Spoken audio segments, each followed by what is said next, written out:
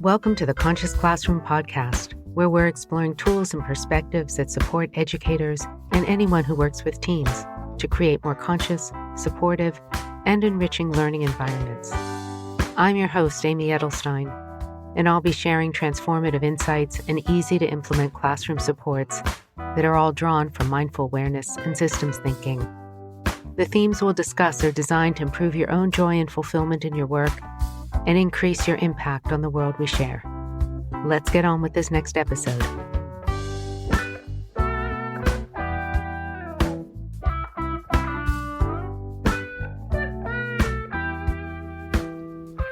Hello, and welcome to this episode of the Conscious Classroom. My name is Amy Edelstein. Today I want to talk about dedication, transformation, and the arts. I had the opportunity to go visit the center of Alex and Alison Gray, called CoSM, Chapel of Sacred Mirrors, up in the Catskills in New York. If you've never heard of Alex and Alison Gray, they are unique. They are a phenomena. They both have been practicing artists, very prolific and performance artists as well, since the 1970s, and Alex even earlier than that.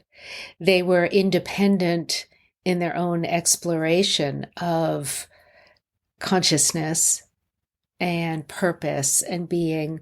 And when they met, they really truly found each other as soulmates.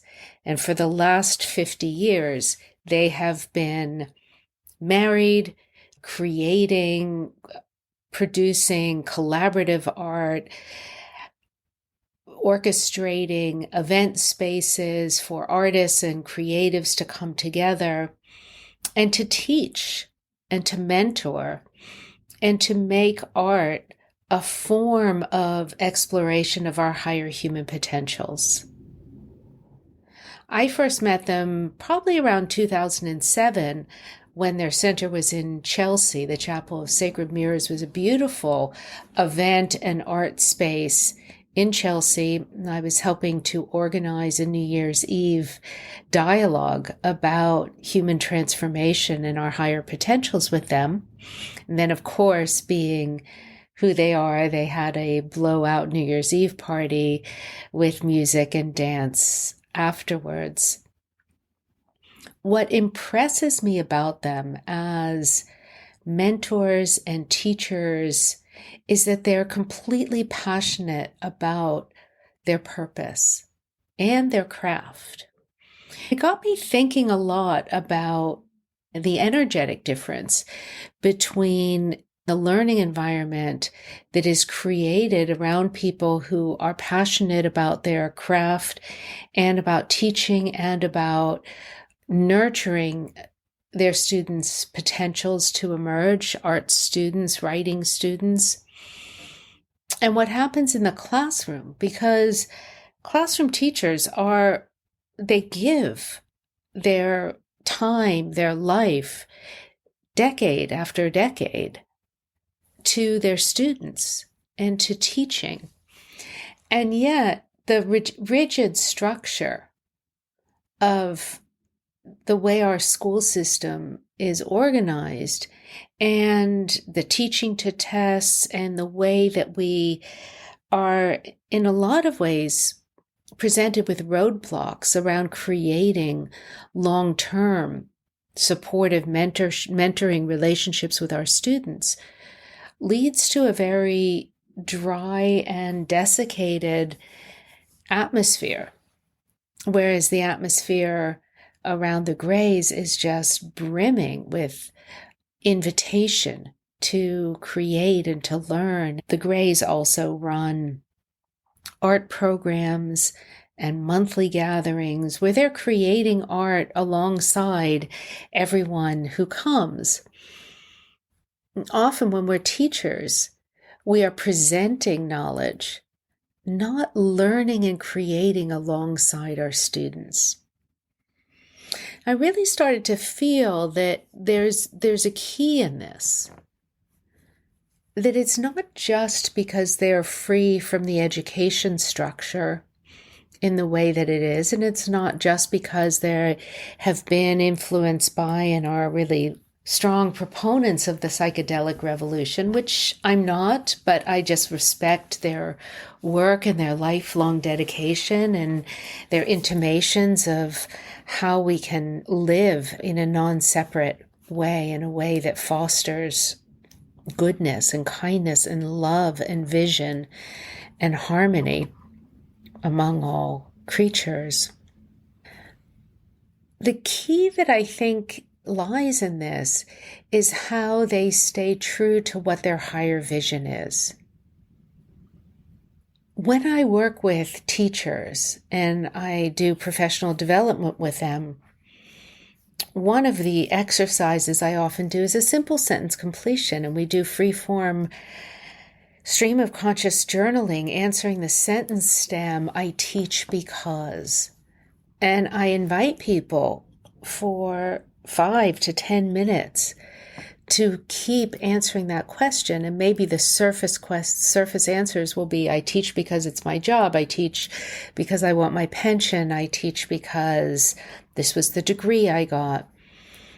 And then I invite them to keep going deeper. What is it that inspires educators to educate? What is it about immersing in learning and discovery and creativity and potential that is so meaningful?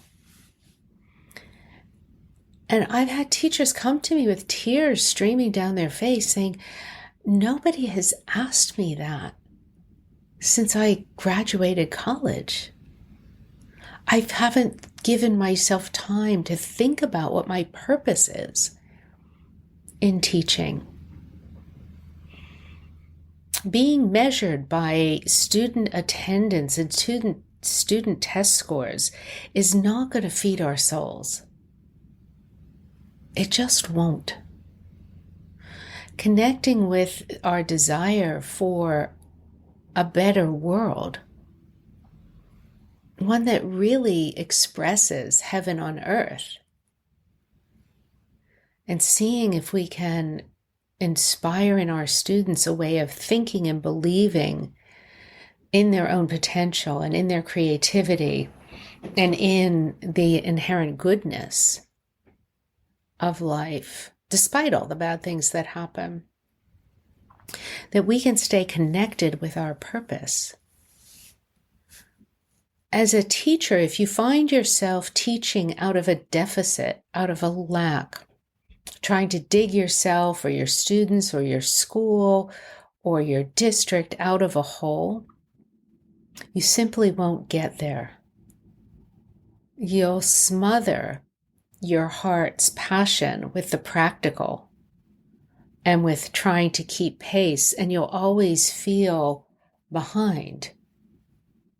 The only way to teach and inspire that kind of creativity is to connect with our purpose. Because once we're firmly rooted in what we care about, that vision of the possible floods our whole being. And even if it hasn't come to fruition yet, even if it hasn't come into being yet, even if we can't see it manifest, because we're so connected with our heart's purpose and with what we care about and what we want to see, and we're meditating on what we want to see and not on lack and deficit, that starts to become more real to us. And when what we care about becomes more real to us, that passion spills over into the classroom, and all of a sudden we are teaching from the fullness of our vision and not from the deficit of where we seem to be right now, given the lenses that we're told to look through. Teaching from deficit is a habit. We're given those lenses, but it is just a habit. And it's a habit that we can change. And the way we change it is through giving time and space to our own meditation, our own contemplation, our own study of the great role models across history, well known, little known, legend, myth, and fable, ancient texts and modern insight, and practice. Mindfulness practice is wonderful. It's only wonderful if we do it. Knowing about it, being able to relate the benefits as ChatGPT described them to us is good. It's better to know about it than not know about it. But immersing yourself in the present moment, learning and training to be able to observe without judgment and reactivity everything that's happening in our experience, in our minds, in our memories, and our plans, and our overwhelm. Being able to let all that rise and pass away and rise and pass away like endless waves on the shore while we remain steady is the training that helps us stay present and inspired by our vision. If we're constantly pulled off our vision because we're overwhelmed by what we have to do, or we're worried about what our mind is telling us about how well we did or didn't do in the last interaction with someone we care about or someone who holds influence over us, if we can't stay steady in our practice, it will be hard to stay steady in our vision. When I had the good fortune to meet Nelson Mandela in Johannesburg, South Africa in 2002, just 10 years after apartheid ended, standing right next to him and looking at his face, he did not have an easy life, both politically and personally. He had a very hard time. And the joy in his eyes and the luminosity in his face didn't come from an easy life of rest. It came from the fruits of a life deeply lived, and one that never gave up on his vision of the possible. If you're a teacher and you're looking in the mirror, if you're anyone and looking in the mirror and you don't see that luminosity and you don't see that kindness because you're exhausted and you're overwhelmed and you're bitter and you're constantly behind, consider that an emergency. And consider that an emergency for yourself as well as for the state of your students. And whether your students are your younger employees or your boss or your family or your classroom, what I mean is those in your circles. If you look back and you don't see that luminosity and that kindness and living warmth, put your attention on your ideals. Put your attention on what you care about, on a vision of the possible, and give yourself that important, really essential practice of cultivating your stability in your presence through different forms of mindfulness practice, and really do the practice. Really clock those hours. You know, if you want to learn to play an instrument, you have to practice. If you want to learn a language, you have to clock the hours. If you want to be a better chef, You definitely have to clock the hours, and that's the one I haven't really mastered yet. If you want to realize a life that's fueled by the ineffable, by the numinous, by discovery, by emergence, by an inner richness that is, as they call it, the pearl beyond price, we have to give it space and time. And if you're concerned about the bullying you see in classrooms, if you're concerned about the anxiety you see in your students, if you're concerned about the elevated temperature of media rhetoric, or the nastiness of our comedy these days, put the time into your mindfulness and your compassion building. Give yourself that treat.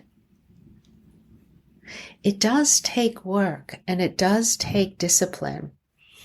And I know when it's been a long week or a day, it's hard to find the discipline and time and space to do it.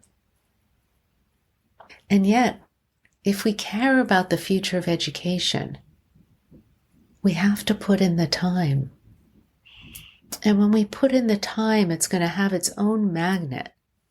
It's going to propel us into wanting to put more time into it, wanting to put more space into our practice,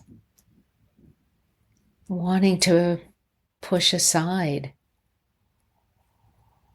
the constant demand for order in our busy lives and give ourselves to a contemplation that brings about relaxation and love and care and order. So let's do a nice long practice right now. And oftentimes we do just 5 minutes, thinking that maybe you're driving or maybe you're in a space where you can't do a slightly longer practice. So if you're in one of those environments where you can't stop, pause here with a commitment to yourself that you are going to come back, whether it's to this practice or your own practice, and give yourself some time. Give yourself some space to contemplate the unknown.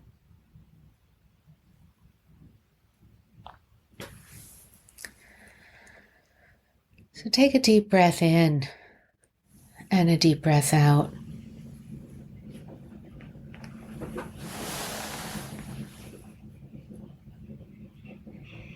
Take another deep breath in and another full exhalation.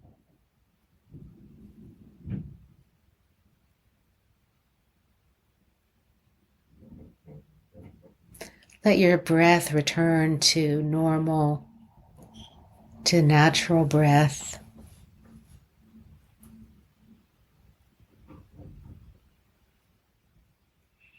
And in this slightly longer practice, maybe 10 or minutes or so,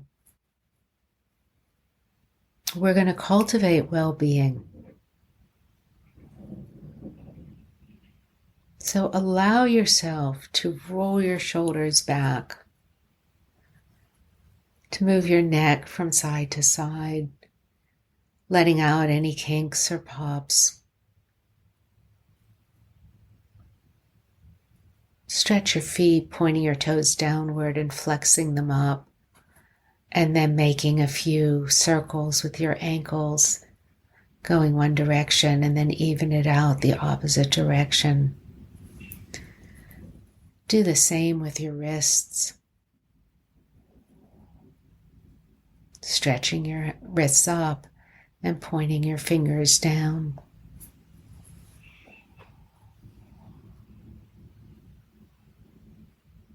And when you moved any way that you feel like would help your body arrive, come to stillness.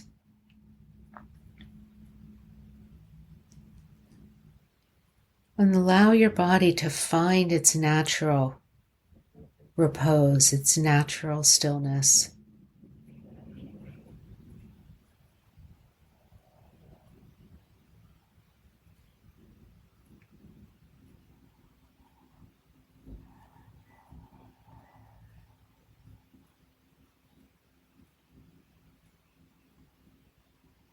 Letting yourself simply be, with nothing else to do, no activity you need to follow.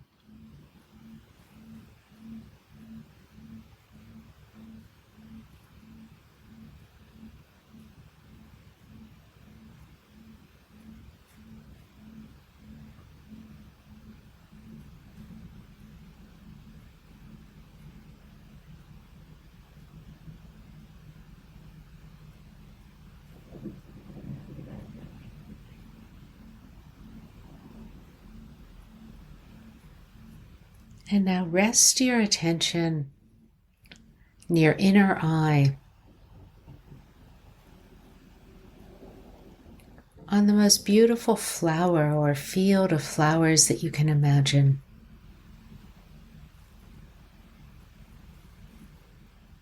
Feeling the vibrancy, the richness of color,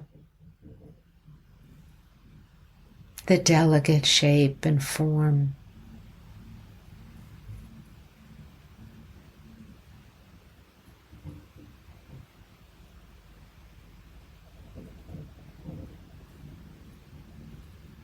Bringing to mind something so beautiful, you feel you can't appreciate it enough.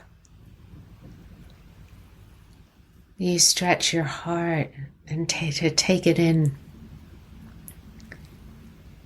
And yet its beauty is even beyond that.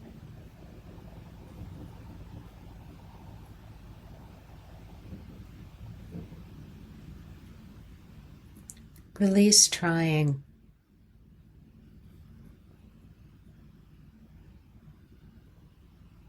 And as you inhale,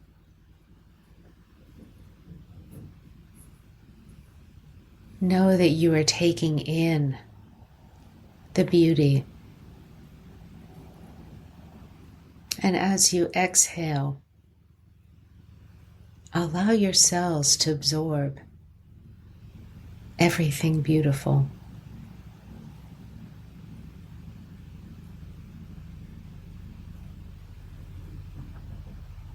Go at your own pace without guidance, with the rhythm of taking in effulgence and splendor and grace and luminosity, color and balance, and the rhythm of allowing all that to seep into every cell in your body.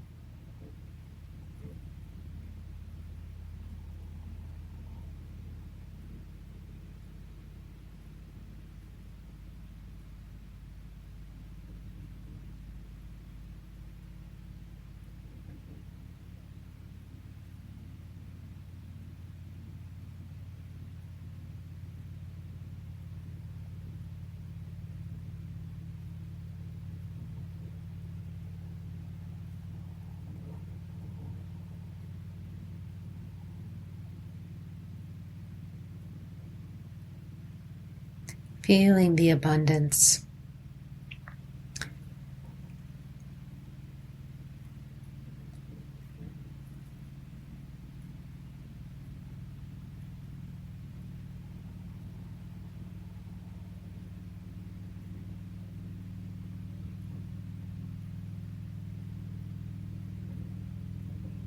Feeling the infinite beauty in our mind's eye.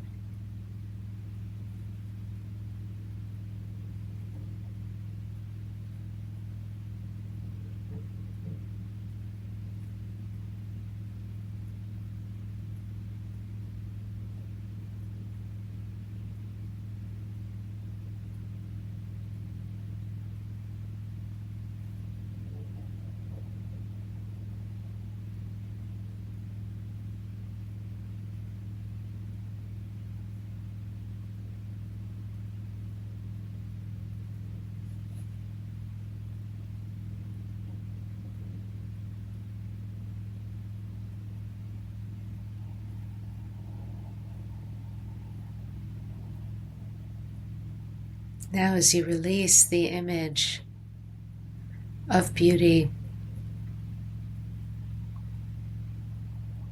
allow yourself to breathe in love and care for yourself, and breathe out love and care for all creatures, beings, the planet, the galaxy, the infinite cosmos. Breathing in loving kindness and care, and breathing out a fullness and abundance and overflowingness of care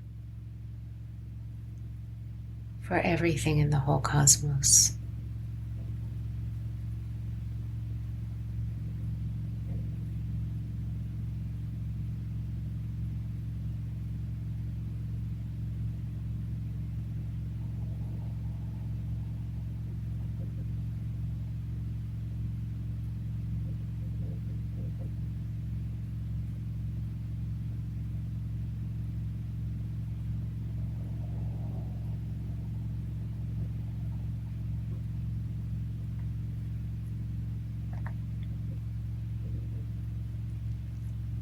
Breathing in kindness and care, filling your being with kindness and care, filling your heart and letting your heart radiate out that beautiful care and light to your whole body, to your mind, to your organs, to your hands, to your feet. Filling yourself with love and care, kindness and well-being. Filling the universe with love and care, with kindness and well-being.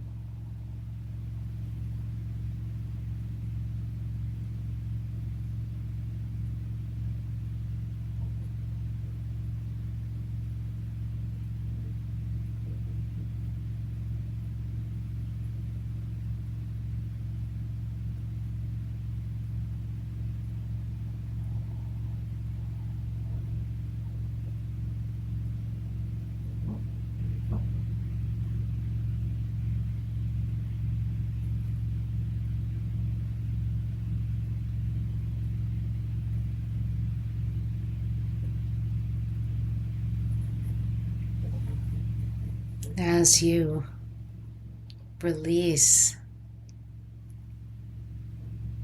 the image of kindness flooding in and kindness reaching out to the farthest corners of the universe, allow your attention to come back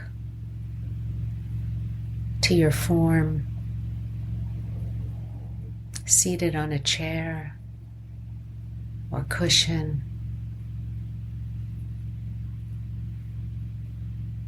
to your hands. What a gift they are, resting on your thighs. And as you look around you, appreciating the gift of your beautiful surroundings, even if there's only one shape or color that is pleasing, find that shape.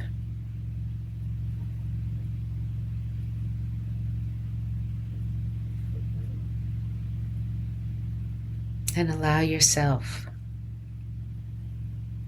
to shift from our meditation into the world of activity, maintaining this inner eye on the richness and abundance of love and care in the present, and the potential of the future for a world animated by this. Thank you for your effort and intention and commitment, and I'll see you next time. Thank you for listening to The Conscious Classroom. I'm your host, Amy Edelstein. Please check out the show notes on innerstrengthfoundation.net for links and more information. And if you enjoyed this podcast, please share it with a friend and pass the love on. See you next time.